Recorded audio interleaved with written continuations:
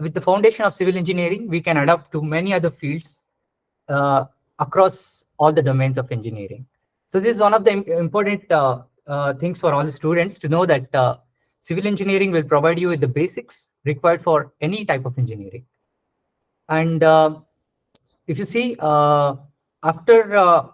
because engineering itself is a diverse field, one of the important thing is to have the basics of all the engineering correctly. So at this situation in your student life, I think I encourage you to understand the basics, which are very important, which will play a very important role for you in the future. So after I completed my bachelor's, I moved to Japan for my master's and doctorate degrees, and I continue my research because I really like this engineering field of ocean engineering.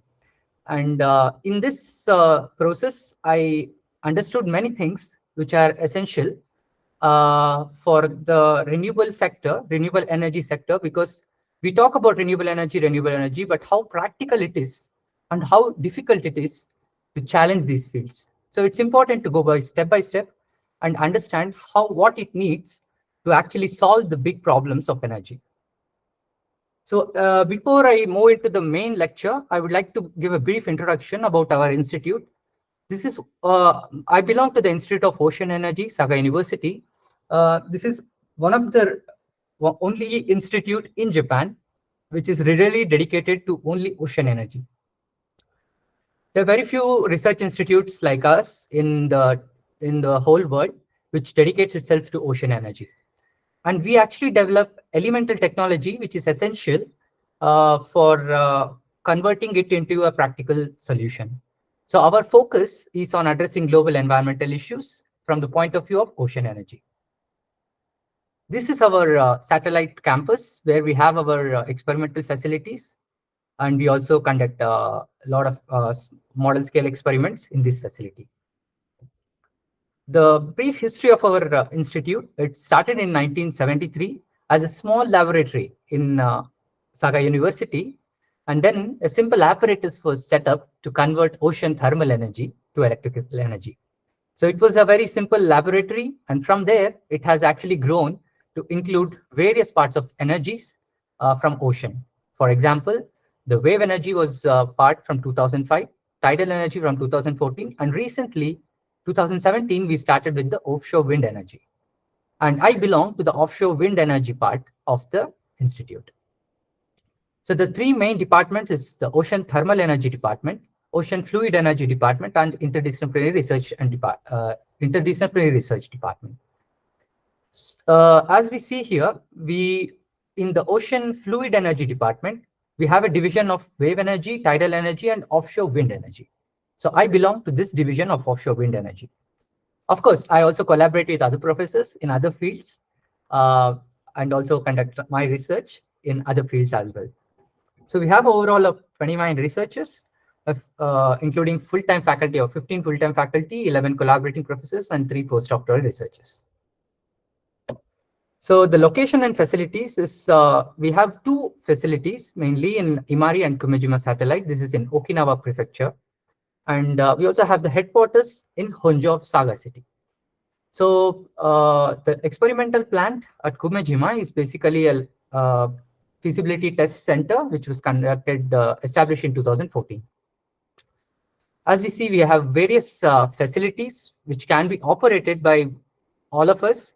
In case we have proposals from you, we'll be really happy to take it. And we can use this facility mutually, as well as we can conduct joint research as well. Coming to that, so we have some international activities at IOES as well. We conduct seminars. We have annual events, which is International Seminar on Ocean Energy Researcher Platform, as well as Young Researcher Platform. This is specifically useful for all the students.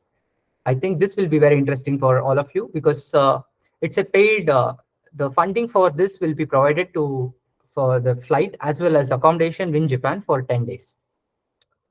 So more on this, you can actually see in our website as well. And there is also support for internship, support for students. If they want to come here for a duration of 4 to 6 months, I will explain this probably later in my presentations as well. And we also have joint research applications which can be submitted to us, and there will be a screening. And if you are happy with the research proposal, we'll be really happy to continue the joint research with some funding as well. So at iOS, we really encourage people to take a leap in ocean energy, because this is one of the truly dedicated centers for it. And we have the state-of-the-art equipment as well as uh, experienced faculty. So a free facility tour is also provided for people who are really interested. We can also do an online facility tour if required. So please contact us. We really look forward to collaborate with you. So what is the amount of energy that I'm talking about when we are talking about ocean energy as a whole? So ocean energy is not just one energy. Ocean energy can be from various sources of in the ocean itself. So there can be wave energy, ocean current energy, tidal energy, ocean thermal energy, and osmotic energy. Also, offshore wind energy is sometimes not considered as a part of ocean energy, but presently offshore wind energy is part of the ocean energy itself, because wind energy drives the offshore wind energy industry. Sometimes the offshore wind energy is not considered as part of ocean energy, but in our laboratory, we consider offshore wind as part of the ocean energy. So ocean energy has the theoretical potential to satisfy the current global electricity demand. This is a big statement to make, because uh, we don't need to use any fossil fuels. We don't need to use any nuclear energies. And we can actually satisfy all the global electricity requirement with just use of ocean energy. Of course, in this estimation, we don't even consider offshore wind energy. So why don't we use it as much as it has the potential for? So basically, if you understand how much of electricity is used in the world right now, if you say the electricity is produced using various sources, the energy mix comes out to be something like this. The fossil fuels are used to about 80% to get our electricity requirements until now. 80% is our fossil fuel utilization to produce electricity, like coal, or you can use some kind of a natural gas, which are used to produce our electricity. Then the nuclear energy contributes to about 2.2%, and traditional biomass is about 7%, and the modern renewables contribution is about 11%. Out of this 11%, if you see how much of energy is utilized from ocean energy, it's hardly about 2%. The oceans cover about 70% of the earth, yet we utilize only 2% of that energy to actually produce electricity. So this is the missing point that missing thing that I wanted to convey. In the offshore modern renewables, wind energy is the front runner, because it's been researched for a long time, and it's been understood that wind energy has huge potential across the whole globe. So in coming to the wind energy sector specifically, today I'll be discussing only about the wind energy sector. The wind energy sector can be divided into onshore wind and offshore wind. So here, the offshore wind is harvested and converted into electrical energy. So offshore wind is used because once we go deeper in the ocean, the turbulence of the wind actually reduces, and we can tap more energy, and we can utilize the potential of 70% of the earth to produce all our energies. And the problem with wind energy is also with the noise pollution which creates inland. So which can be avoided if we can use an offshore wind turbine in the farms sector. So today I will be discussing more about offshore wind energy. So offshore wind energy is produced using a wind turbine. So how does a turbine work? Uh, so before going to the turbine characteristics, I would let's give you an idea about how much of energy is the potential in Japan and India. So if you compare, this is one of the pre-feasibility tests conducted in Japan for a 2 megawatt class turbine, which is a floating offshore wind turbine. I'll come back to floating offshore wind turbine and fixed bottom turbines in the later slides. So the target for offshore wind energy capacity is 10 gigawatt by 2030. So to achieve this, we need to get a lot of technical data and a lot of interdisciplinary studies, because offshore wind energy is not a straightforward topic. In India, as from the National Institute of Wind Energy, there have been some studies conducted by the Four Wind Project, where they had conducted the zoning of wind resource that is available within India in the coastline of India. So this is just the coastline of Gujarat, and this is the coastline of Tamil Nadu. So you can see the potential is very high in India for offshore wind. The total potential which was identified was 140 gigawatt of energy. So the important thing is India has a 7,600 kilometers of coastline. And if we have researched only on the Gujarat and Tamil Nadu, how much of energy is actually available if we actually conduct an entire research across 7,600 kilometers of coastline of India? This is a huge potential for solving the energy crisis in India. So the offshore, these were actually predicted using a technology called LiDAR technology.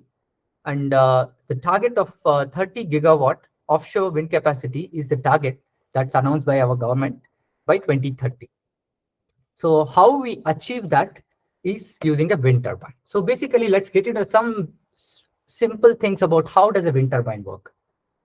A wind turbine is basically consisting of a rotating blade, as you can see here. It rotates, and as soon as the rotor rotates, it creates a torque, and the torque rotates the slow speed shaft here. So because of the rotation, there is an energy which is converted from the low speed shaft, and this one is actually fed into a gearbox. And as the gearbox increases the shaft speed, and then it feeds it into a generator, and the generator produces electricity. It's a very simple concept of rotation. You would have learned it in your first year itself, that a rotating body has some energy in it, and we can convert that energy to electricity. So if multiple turbines are connected to form a wind farm, we can get energy instead of a turbine rotated using a coal-based turbine or a nuclear-based turbine. We can also use a wind turbine. It's a very simple process. So for a wind turbine specifically, there's something called as a power curve. So the power curve is basically when we have a power curve is a relationship between the power that is output with the wind speed. So as the wind speed is increased, we can produce more energy, right? So, but there is a limit for a particular turbine. So we try to maximize the power at all times using various control systems. And for each turbine, there is an optimum speed of wind at this particular speed, like it's call it as rated wind speed, where we can actually generate maximum power, and which is called as rated power of the turbine. For a rated turbine, rated power of the turbine is decided, then we can select the site which will be installed on that particular site. Because at a particular site, the wind speed keeps varying, right? So when the wind speed is varying, we can actually install this turbine and use control systems to actually produce the same amount of energy during its entire life. So coming to the basic components of a floating offshore wind turbine. So it's a very interdisciplinary engineering topic. If you see here, consists of a blade. There is a hub which hosts all the blades together. There's a nacelle which hosts the generator as well as the low speed shaft and the high speed shaft. And then there is a tower. And then there is a deck. And then there is a floating substructure. If you go for a floating offshore wind turbine, we don't know exactly whether it's floating or water mounted from this picture. But this is actually a floating turbine. So if you see, all of this systems has to come together to build a successful system, successful energy system. So it will have a mechanical engineering, which has to be turbine, and the aerodynamics part has to be studied. We have to study the electrical engineering because we need to understand how we can connect it to the grid or the substation. And we need to understand about the control engineering because pitch and yaw control systems are essential part of the wind turbine. And then there is civil engineering, which consists of structural engineering, ocean engineering. We need to understand the fluid dynamics, how we can maintain the buoyancy on the hydrodynamics, and we also need to understand whether this floating structure and the tower structure can host the turbine. So integrating knowledge from various disciplines is a big challenge when it comes to an offshore wind turbine. In case of offshore wind energy, there is also a division that it can be divided into a fixed bottom type and a floating type. So what I mean by fixed bottom and floating type is this. If we actually use a monopile or a jacket kind of a structure as the foundation of the wind turbine, they're called as fixed bottom because they are not floating in the ocean anymore. This is very useful for 0 to 60-meter depth of water in the ocean. But above 60-meter depth, it's economical to use floating foundations. So floating foundation is something like the whole structure is not built inside the seabed. The seabed only kind of moorings are used to tie them at the seabed, but the structure itself is floating. So you can imagine how big these structures are and how we can actually make them floating using various concepts. Now let's understand a bit about how these mechanisms are used for floating offshore wind turbines. So there are 3 different types of floating platforms which are used in the present state of the art. First one is called as a spar platform. The second one is called the semi-submersible platform. And then we also have a platform called a tension leg platform. Each of these concepts is unique. Each of the concept has a different way of stabilizing itself in the ocean. A spar is basically a kind of a simple structure. You can see it's basically a column which is floating in the water. So you just put some floating, it's a kind of a column which is put in the water, but it is stabilized using something called as a buoyancy tank here. So we change the center of gravity of this part by keeping the center of gravity and the center of buoyancy, the relationship which you will probably have studied in fluid mechanics. It's basically the geometric center is very important to be understood at this particular situations. So in the fluid mechanics, as you see, there are different advantages and disadvantages of these kind of structures as well. In the case of semi-submersible, it's very advantageous because it can be used even when the depth of the water is not so large. But there is other challenge that it will be exposed to a lot of waves coming onto the top of the structure here, because there is more structure and fluid interaction happening at the free surface of the water. Then coming to the tension leg platform, there is a mechanism called as mooring line, which is used to tie the ropes to the seabed. This is a very important platform, but the problem with the assembly and high vertical loads, as well as the snapping of the cables, are a big problem if that happens ever in these kind of structures. So each of the concept has its advantages, but also some kind of challenges which we have to overcome. So for this, the important thing to understand is there are various external loads coming onto these structures. The first is the wind load, which is the dominant load here at the top of the structure.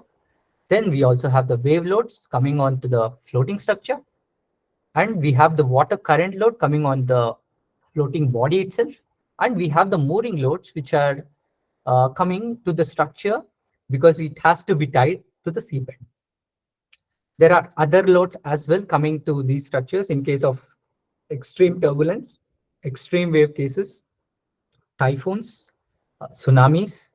So we need to design these structures for all these external loads. So it's a very challenging topic. So let's move on to understanding what exactly is the state of art and how large an energy that I'm talking about right now.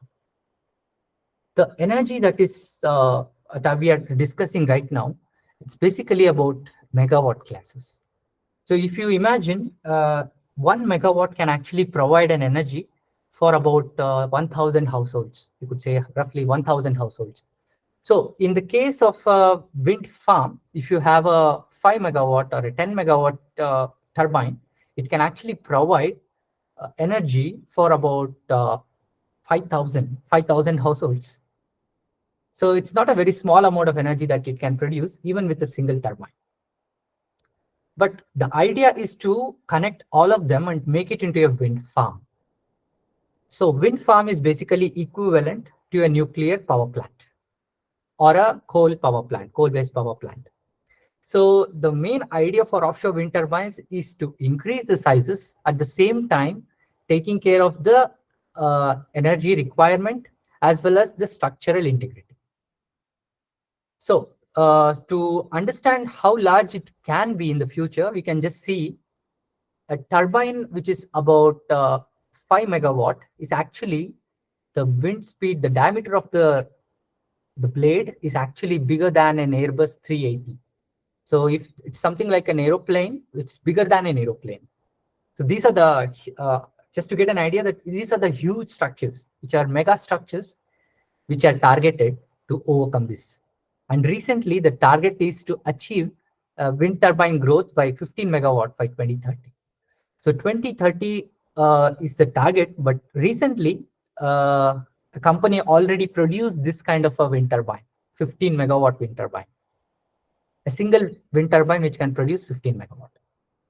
So if you actually see in detail about how a cost breakdown of a floating offshore wind turbine is, we can realize that the turbine only makes up 23%, 24.3%. So it's like 1/4 the real cost of the whole project.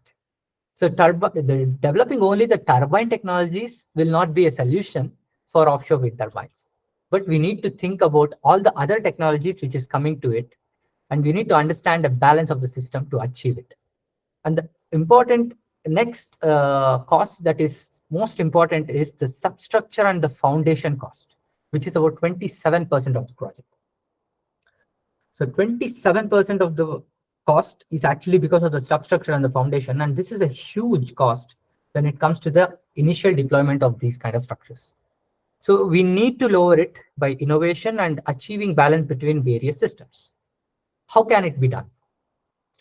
So various processes are understood to understand the way to go ahead towards commercialization of these kind of wind turbines. The first phase was actually from 2009 to 2016. You could say that this was the proof of the concept. So the concept itself has to be verified whether we can really get energy from such structures in the ocean. Then there was a phase of pre-commercial, which is the present phase that we are in right now, 2017 to 2023, where multiple turbines were installed, which were actually financed and subsidized by some governments subsidies, as well as some projects which are financed entirely by the companies, totaling a 229 megawatt. The next phase will be a utility scale floating arrays, which will be from now on to the next stage, where you will be really seeing a 400 megawatt wind farm capacities will be installed in the real ocean. So here, these are few examples which are already in the world. In Scotland, there is a 6 megawatt turbine which is already installed, and 5 of it. So if you can count here, 1, 2, 3, 4, and 5 of them have been installed. And they have been operational since 2017 to demonstrate that these kind of huge technologies is really possible. This particular 5 turbines can provide energy for 36,000 households. So you can imagine if there are about 50 turbines of 6 megawatt, it can actually give electricity to a whole city, a smaller town. So especially when it comes to the energy efficiency of these structures, of these wind turbines, have to be very high. And various research has to be done with all the parameters for the efficiency of these turbines. So coming to the new concept, which can still reduce the cost, as well as the more innovation can happen is basically using different kind of structures which are much more lighter and more stable platforms, specifically designed for wind turbines. Because most of the structures which are designed right now are adopted from kind of offshore oil platforms or natural gas platforms. But it's important to design stable platforms which are specific for offshore wind turbines. And that's when my research actually comes into uh, usefulness, where we proposed many concepts to reduce the cost itself. So for the next generation, we need to develop platforms which are effective to actually stabilize themselves in the ocean to produce electricity. So one of those concept is to understand what is the structural aspect of the wind turbine is. The structural aspect of the wind turbine is very important when it comes to understanding the control systems of the wind turbine.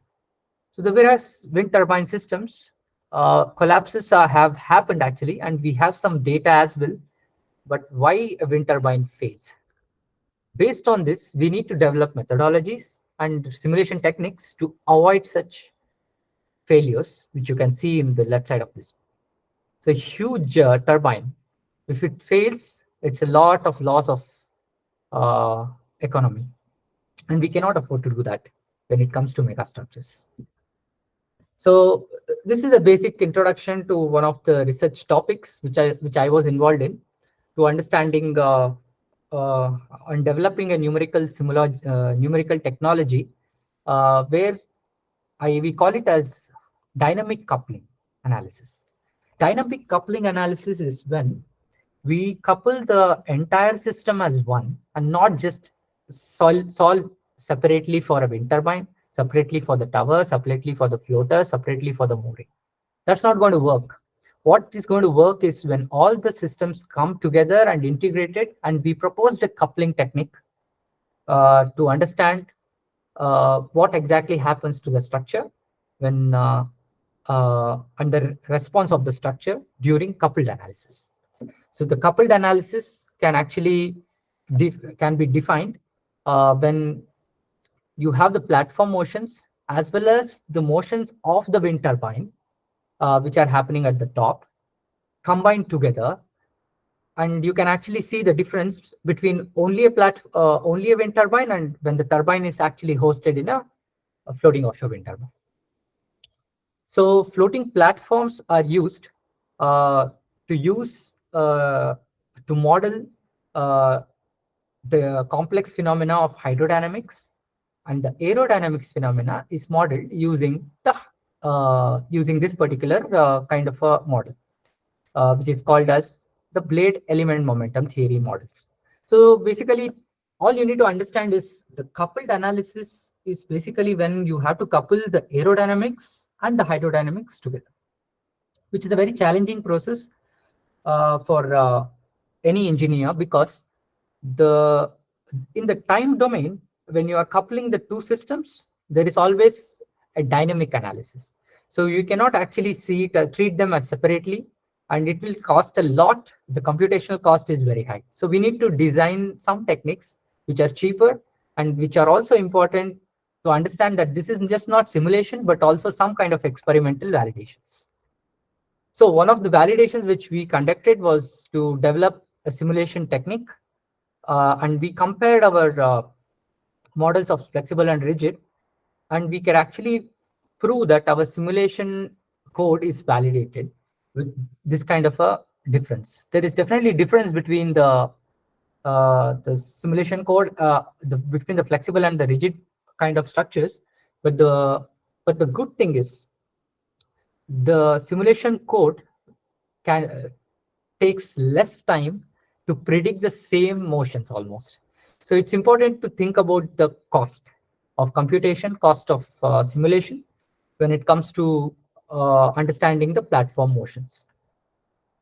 So here you can actually see we also conduct a kind of model scale analysis experiments. So model scale experiments are conducted to understand the huge body. We actually use some kind of a wind blower here. So you can see that there was this model was 100 scale model. So 1/100th of the scale.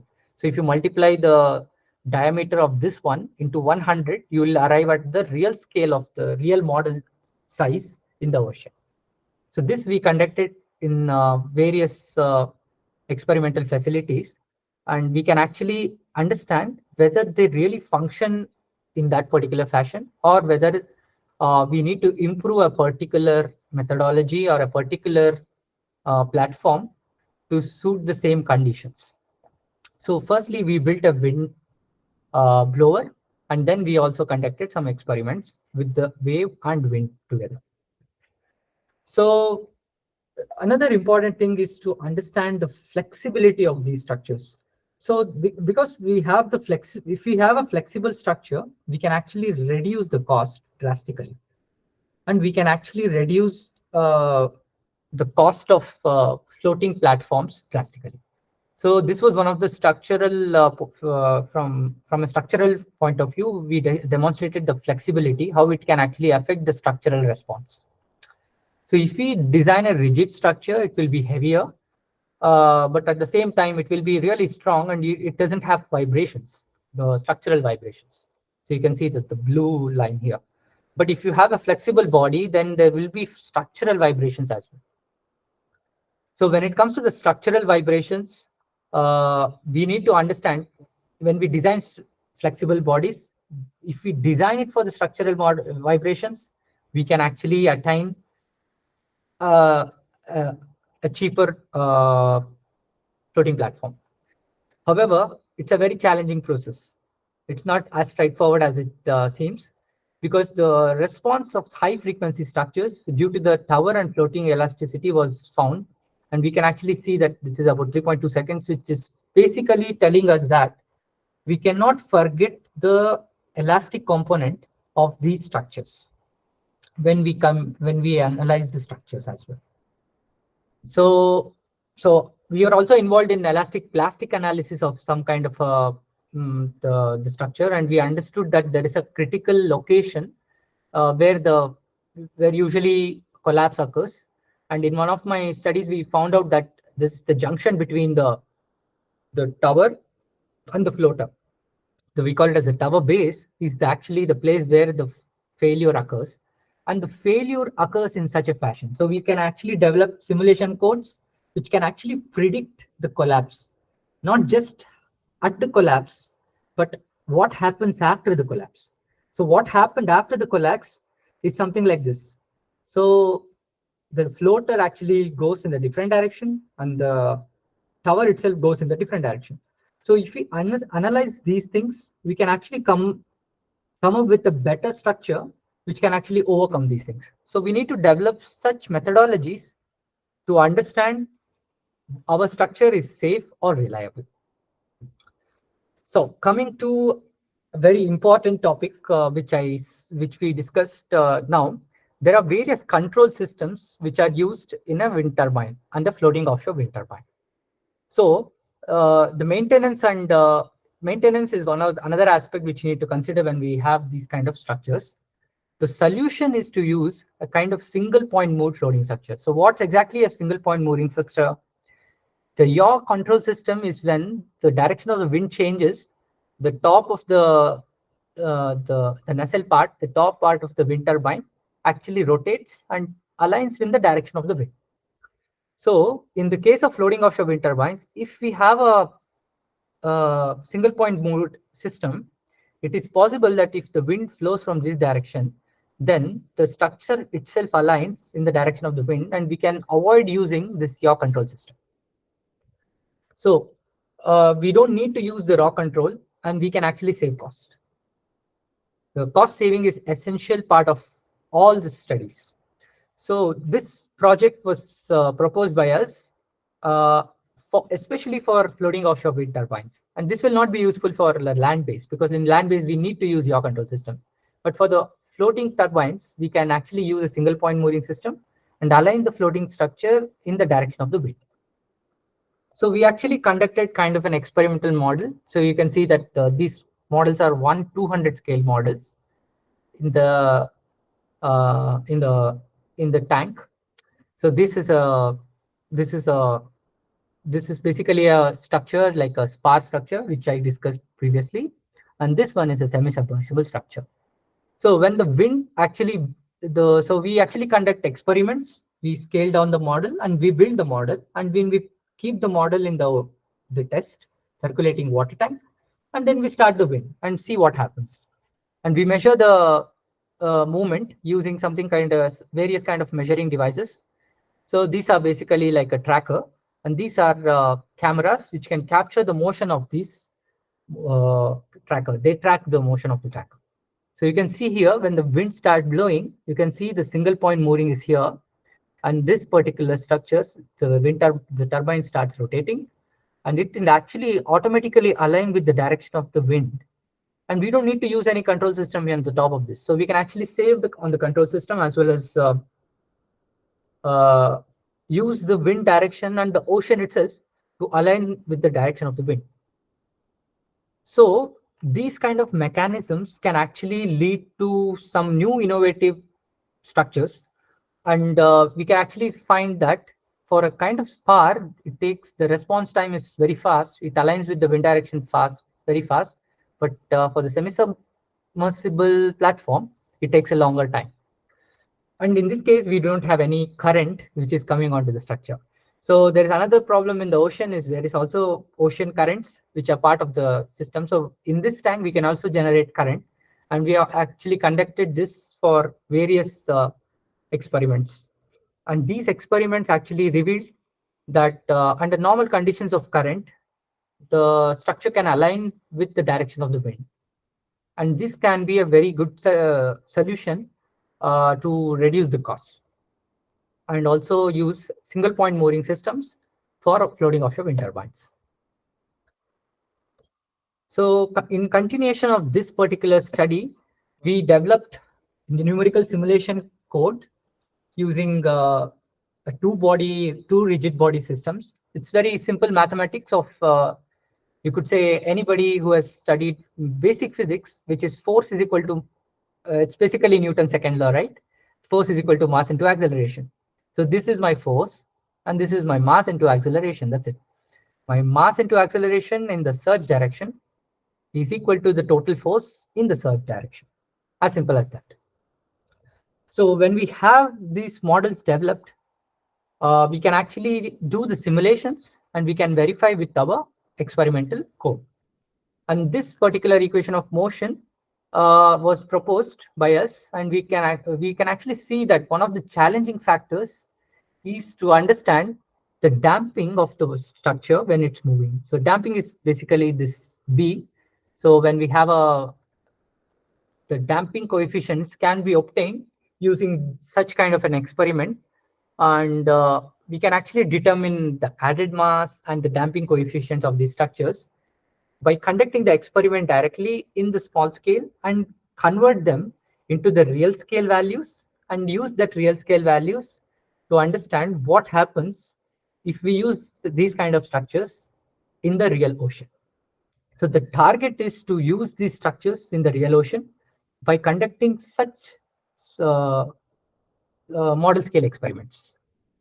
So we can actually see that our experiment and the simulation was comparable, and we can actually get a very good relationship with our proposed methodology and proposed simulation model.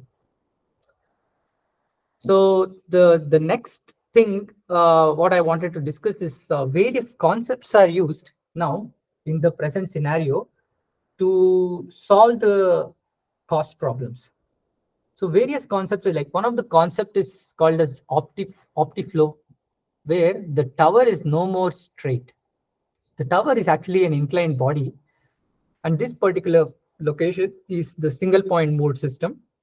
And we have the hydrodynamic, we need to balance this particular model using some kind of simulation codes. And another unique feature of this is to use something called as a guy wire. So if you actually go to the high tension electricity cables in anywhere, you can actually see that with the high tension, there is a jacket kind of a structure. And then we also have a kind of a rope which is tied at the end of those electricity poles. this is basically the same idea where you distribute the load differently.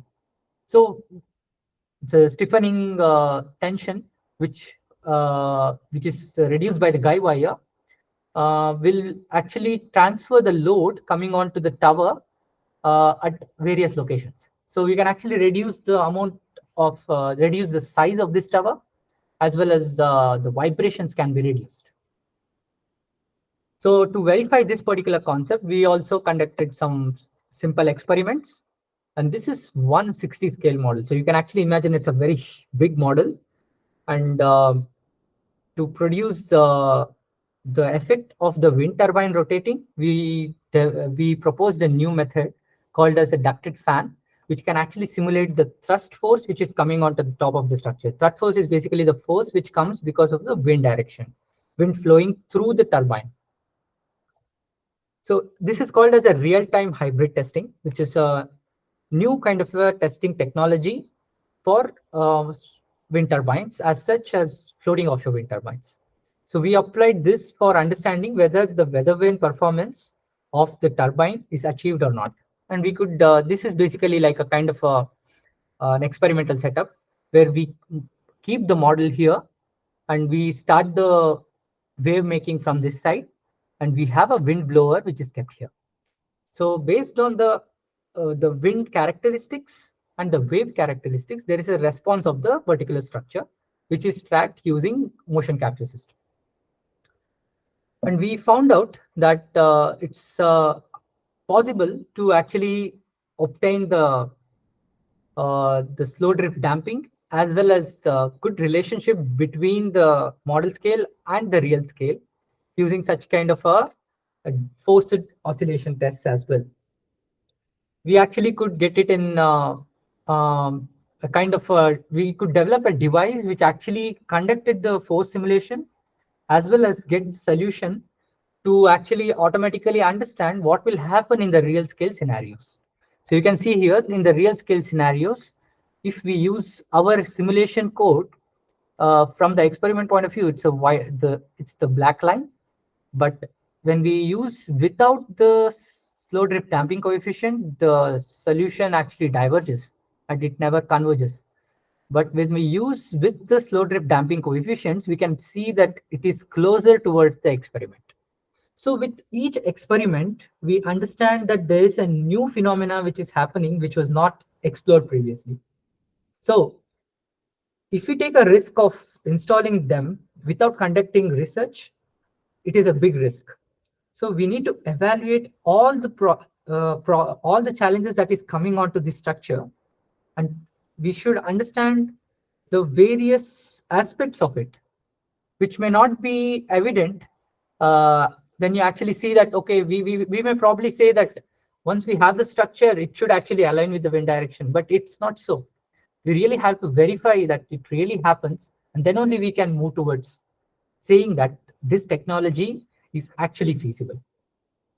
So various studies have been conducted to analyze this particular aspect, and there is no limit to the amount of research that can be conducted and the innovation that can be brought in to reduce the cost as well as effectiveness of your technology.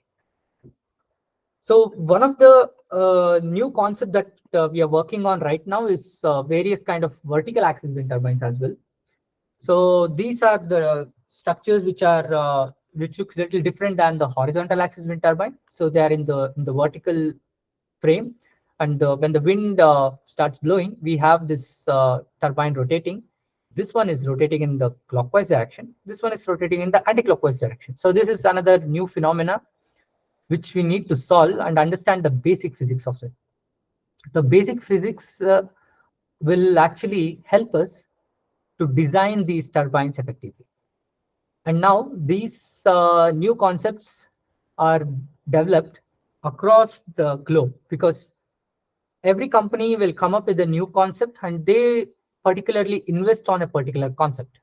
But as a researcher, we need to understand that we need to develop those methodologies which can be used by all the industries. So that is when that is when is the challenge to being a good researcher. So in your student projects as well, you could take up one of this particular concept and actually verify whether these concepts work or not. So in the case of vertical axis turbines, the energy efficiency is low, but at the same time, it has more potential for easy installation. So there is an advantage and there is also a disadvantage. So we need to understand what is the advantage of using a particular concept, and we also need to understand what could be the challenges of using the particular concept. So when we understand it from a different viewpoints, we can actually arrive at the best solution for that particular scenario. Now I would like to just move on to another new topic that we are working on, something kind of a wave energy converters, where offshore wave energy can be used to produce electricity. So if you actually see the waves in the oceans, so you can actually see at the beaches that a wave keeps coming. So when the wave hits a structure, the structure actually moves.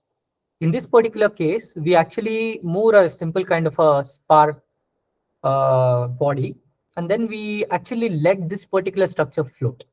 So this structure keeps going up and down. So you can see that this keeps going up and down, up and down. And we can produce electricity from the relative motion between the float and the spark. So these are new concepts which can be used uh, in the ocean as well. But we need to really verify these concepts, and we need to develop some methodologies and tools whether these concepts really work or not. So one of my recent studies was to actually conduct such kind of a simulation and confirm the mechanism as such. It's a hypothetical case where so if you see this simulation, it's basically like a wave which is coming and hitting the structure here. And this goes up and down slowly. So when it goes up and down, it has some energy, and we can tap that particular energy. So to tap that energy, we use some kind of a modeling, theoretical modeling of the power. And then we can actually obtain, there is an optimum value of modeling that actually gives us the most optimal damping value will actually uh, give us the particular peak of theoretical power. So these kind of modelings are very simple modeling. So if you see this equation, it's a very simple equation which says that the power which is mechanical, if you anybody with a simple knowledge of 10 standard can probably understand this equation, that power is actually related to the damping as well as the motion of the body and the frequency of the motion.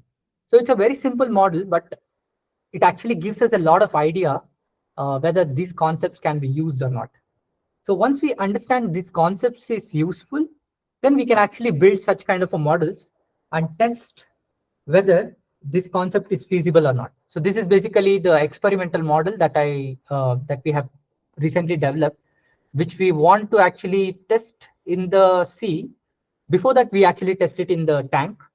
And once we test it in the tank, we'll take the concept and test it in the real sea. So there's a stage by stage approach to all this research. So from now, I would like to actually explain some simple things about research aspirations for any of these kind of methodologies. So the most important thing is energy is definitely the backbone of the modern society, and we need economic and technological development for successful energy systems. So I think the most important thing is not just to consider technologically whether it's feasible, but we also need to think that how it's environmentally responsible, how it's economically viable, as well as how it's scientifically reliable. So these are important factors when it comes to young researchers as well, to when you select about a new project. When you select about a new project, don't just think about this project as a very small project. Think about the big picture, whether this particular project has contribution to achieving something big. So that something big is coming from various point of views, and it's just not one. So when it comes to India's energy mix at the present scenario, India is producing about electricity, which is 84%. In 2010, it was producing electricity from fossil fuels, so it's about 84%. And 16% was about renewables.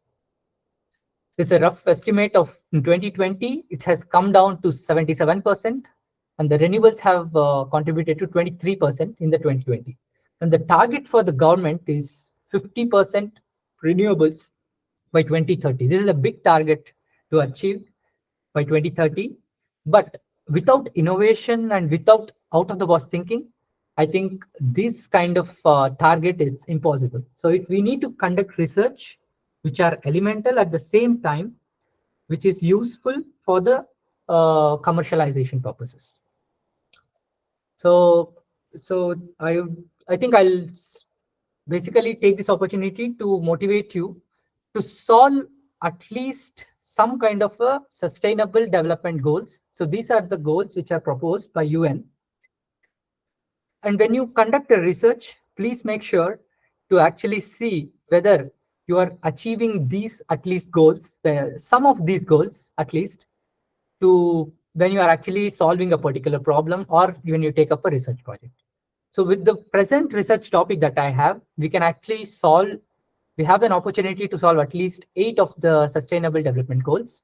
And this is something important for the theme of the conference as well, because the theme of the conference is sustainability, the quality and sustainability. So sustainability is achieved only with developing particular goals of sustainability, not just talking about sustainability, but how exactly you quantify it and how exactly we achieve multiple sustainable goals using the same concept. So one of the programs which we have that I wanted to discuss with all the young students as well as young researchers is we have this program of international internship.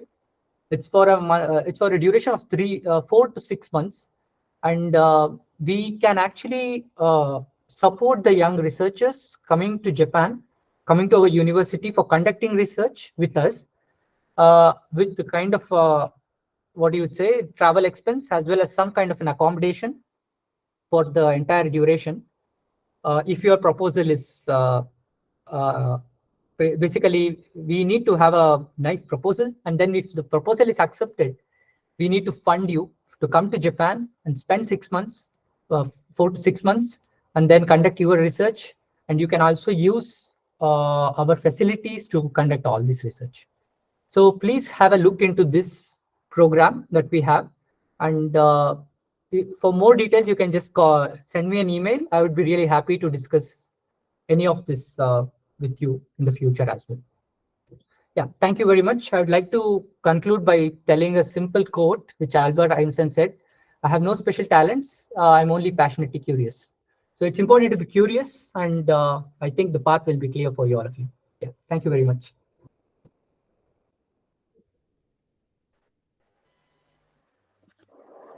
Thank you, sir. Now we have a doubt clearance session. So if anyone's got any queries, please feel free to ask.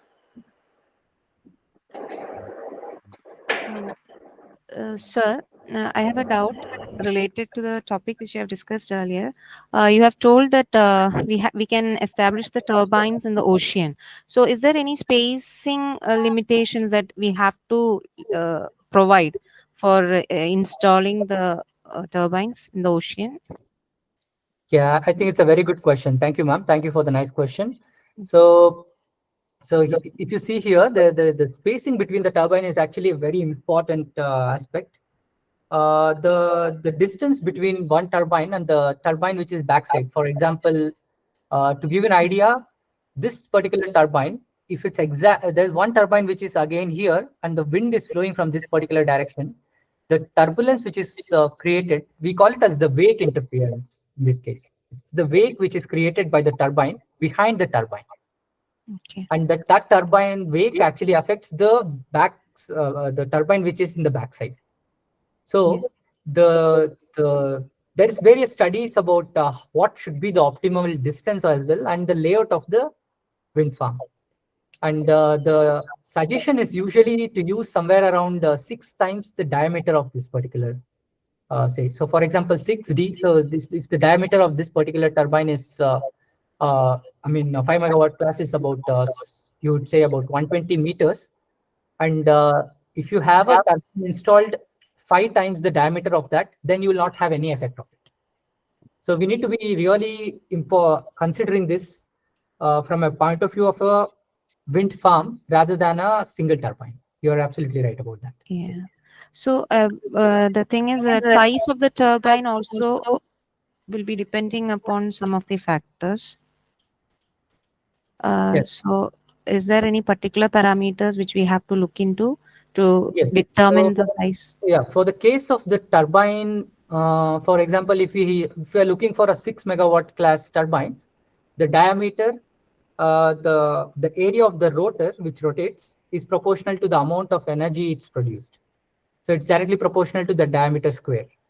So you could say that its area. So you could say for the case of 10 megawatt class, the diameter has to be increased for this particular case.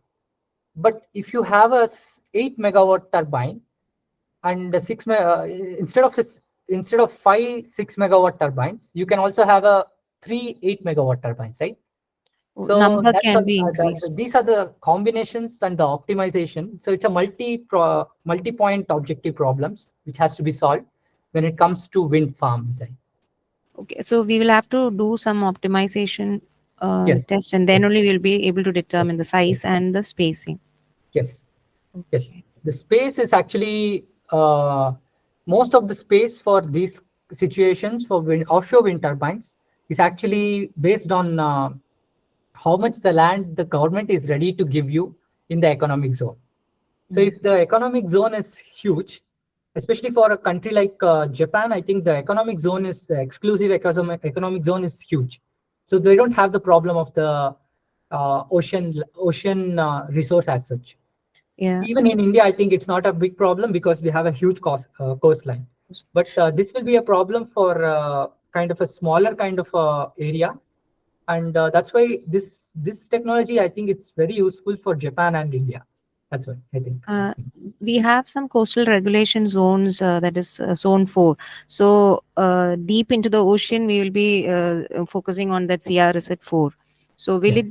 will the government allow us to install such structures in deep into the ocean? Because it will be affecting the aquatic life. So how it is to be related? How much area we can utilize? Yeah, it's actually very difficult question to answer, but let me try to explain it in simple words. So the total cost of the project is not just the wind turbine or the farm itself. So when we have a wind farm, which is assuming about 12 nautical miles or something like 10 nautical miles. So if you see here, I think I remember this was about, yeah. So the shallow waters in the within of 12 nautical miles of the coast, that's about 20 kilometers, right? So the 20 kilometers of this particular deep in the ocean, we need to actually get back that energy to the land as such, right? So we need to have undersea cables transporting this energy back to the ocean, back to the land. Yeah. So the zoning of this particular, I think the capacity was in the zone B of Gujarat in the commercial scale. So I think the basic idea will revolve around what is the basic idea of utilizing the ocean, whether this will be going towards the shallow waters or in the deeper waters. Okay. Depends on that. And the regulation body will be only considering probably the route of the ships rather than anything else, because the ships will have to go through this and navigate through these Okay. structures. In order to transfer So that energy. yes, Yeah. yeah. So, how much distance we can cover from the shore to the deep into the ocean? So, to what extent we can go for this establishing this structure? Yeah, so there's no Sorry? limit for the floating offshore wind turbines. There is no limit on this one because the floating offshore wind turbines will can be installed anywhere above 60 meters of depth. This is found to be economically feasible because the depth of the cost will be only the mooring structure, even if it's 100-meter depth of water, but there is constant wind which is usually not available in the land. So the energy production and the efficiency is almost sure, but the only problem is the cost of energy to get the cost of energy which is having a substation in the ocean or substation in the coast. That's the question. So there is no limit on the amount of depth that we can go. So the economic zone of India, I'm really not sure till what depth we can actually go, but depends on the economic zoning of the country. So if the economic zoning is deep in the ocean, I think it's very advantageous for the country. And I think for India, the deep economic zone is already there. The establishment is based on, I think, the regulations of the coastal body that you are talking about. Yeah. But also it has something to do with the state bodies as well, not just the national Yeah. law. Every state it will have some limitations, different Yes, limitations. yes. And these are very new, so they have not Yeah. proposed all of these things. So Yeah, if you there is a have project, I told. think they would probably take this up and make it into a zone Yeah, you have where you can suggested. actually lease out. Yeah, you have suggested 7,600 kilometer coastal area is there, but Yes, it differs, right? It extends to a larger area, so it will be differing. The rules will be changing for each and every state, how much it can be used. So it has to be explored. I yes. mean, So in future. with also the technology, I think the policing of the policy body itself is a very complicated issue when it comes to zoning of this. I Yeah. think we need to really get into the policy making of this uh, because the potential is very high. And I think the government started doing it. The Ministry of New and Renewable Energy is the one which is working on these things. And I think they're going to have a map soon for the entire India. And based Mm. on the availability and the potential, I think the rules will be developed and the policies will be developed. But I just want to know that if we are starting with this project because it is an upcoming project, so will it affect in a later stage when it is totally developed? Will it affect it in an adverse manner? Because yesterday's talk was about we introduce so many new things to develop the country, or some developments will be coming up, but it will at the end point we will have some adverse effect due to that development, and we will have to face some other problems related to that. So Yes. is there any major disadvantage which will happen if we start this as a project in a very Yes. advanced manner? Yeah, I think it's a very important and relevant question. Very important to address this. So, in the case of floating offshore wind turbines, the major carbon footprint is actually coming because of the maintenance of these blades. So, because these blades are carbon fiber, madam, FRPs, basically. Yeah. So, when it comes to FRPs, the recycling of FRPs are the most important topic that is conducted in the present times. So it has been found that we can actually transport the blades, and when the maintenance of these, it can be recycled as well. The blade itself can be recycled. So we don't need to produce more blades to produce electricity. We can use the existing blades, make it into a smaller pieces, break them down, and then use the same blades and by actually transporting back to the ocean. But this will be a long-term life cycle analysis of it. I think Mhm. there are some researchers about life cycle analysis of wind turbines, but because we don't have a previous experience of having these kind of structures, I think this is still in a very initial phases, and I would be really happy if somebody conducts a life cycle analysis of this wind turbines, Mhm. And especially the floating offshore wind turbines. and the material we use for this structure also will affect the environment, right? Yeah, It the is in marine life. contact Yes. with the. Yeah. So there are some studies related to the marine life effect because of the floating body and stuff. So it has been found that actually the marine growth increased because of these, floating structures. That was a very interesting study, which probably I'll share the link of the paper with you. Maybe it has something to do with a uh, habitable marine life or different kind of marine life. So, for example, when the construction of these things happen, it's not good for the marine life. But after Okay. the construction, uh, the marine life comes around these structures, which is very Mm. interesting. They also reduce the strength of the structures, but at the same time, the marine industry is actually prospering because of these structures, which was very interesting. In case of there are case studies related to the North Sea, some studies related to this. So I'll be really happy to share that with you. Yeah, thank you, sir. So, and one more thing is that the proportion how much we will explore in this ocean, we should have some land also facilities provided in the land to transfer this energy to the I mean, in order to convert it into electricity. So Yeah, there is are there two any concepts. proportion? Yes, there are two concepts basically. We can actually have a substation in the ocean itself. For example, we have a wind farm which is about 400 megawatt. We have a substation which is less than 2 kilometers of the wind farm itself. And then we have only one cable which is coming to the land, and that is directly connected to the grid. Okay. Or there is another idea about carrying the entire energy, but there will be a huge loss of the energy if you don't have a substation in the ocean which is floating. Okay. So So it depends on how deep we are going into the ocean. The grid connection will be a part of discussion. So that's why it's the electrical engineering also plays an important role in these kind of projects. the use of land also have to be will have some proportion, right? If we have to provide some turbines, this much turbines in the ocean, the land in the land we should have some structures, right, to in order to receive the energy and for the Yeah. conversion. So how much area will have to be utilized, or where it should be available? Is there Yes. anything? So most of the projects, I think, will be part of the place where there is already a probably a base or also something like a like a shipbuilding industry. So if the shipbuilding industry, the same infrastructure can be used to produce these blades and the structure itself, then the towing of that will be really easy. The transportation of them inside the ocean is easier. Okay. So if you see the port, the Cochin port itself, I think they have very good facilities now.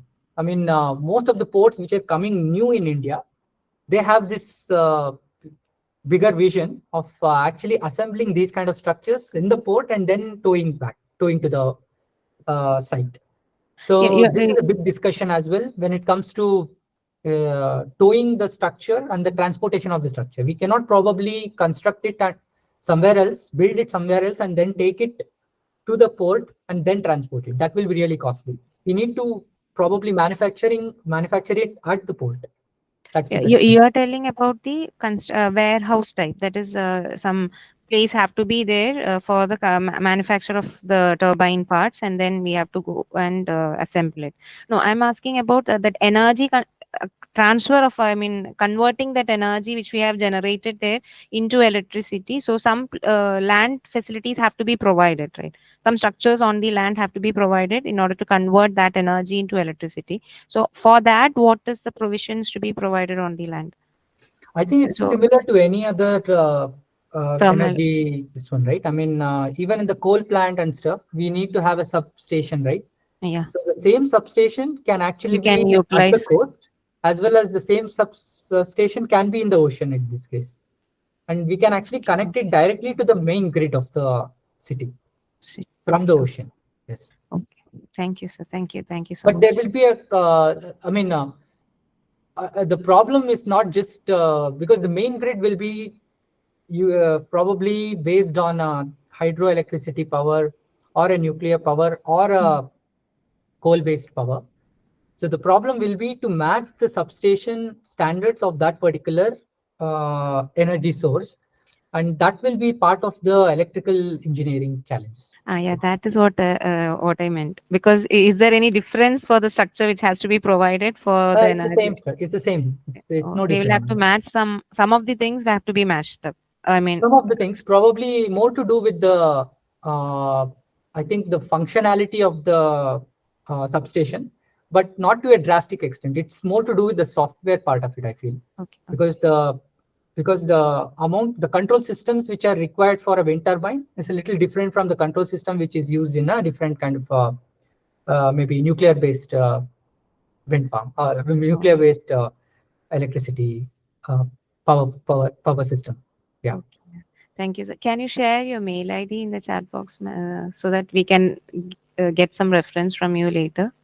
Sure, madam. Yeah, Yeah. we'll do that. Thank you. Thank you. Yeah.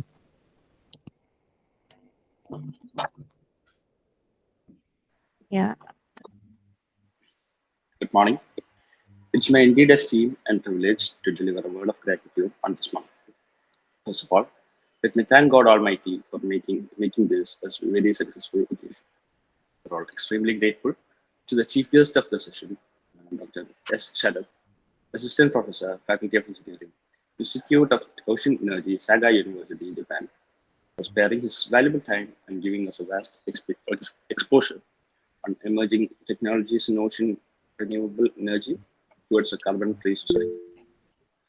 As sprouting civil engineers, this will surely help us think in an innovative path. A modest way of gratitude to Dr. Gigi Anthony, head of the Civil Engineering Department, who's been our constant source of inspiration, rousing us to our spirits to high. With utmost love, I thank our faculty and students for all their endless efforts for making this a great success. Thank you, everyone. Thank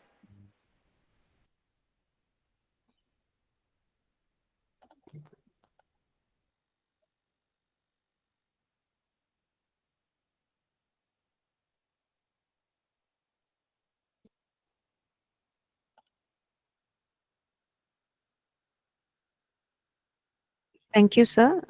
So we'll be winding up the session now. Yeah. Sir, can you share your mail ID, please, sir? Oh, yes, thank And you. because it Yeah, is not just a clear second. in the slide. It's just a second.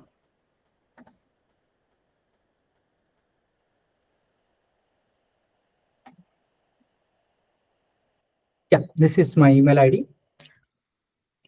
Yeah. It is saga hyphen u. Yeah, Is it? saga-u.ac.gp.